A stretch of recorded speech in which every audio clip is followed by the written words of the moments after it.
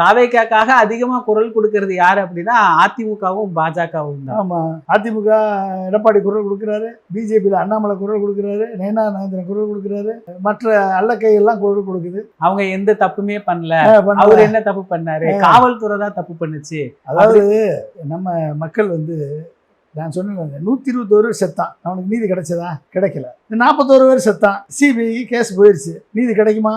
40 பேர் செத்தது செத்தவன் தான். ஓகே, அவனுக்கு தமிழ்நாடு அரசு கொடுத்த 10 லட்சம் தான் போய் சேர்ந்துருக்கு, வேற எந்த பணமும் போய் சேரலை. சரிங்களா?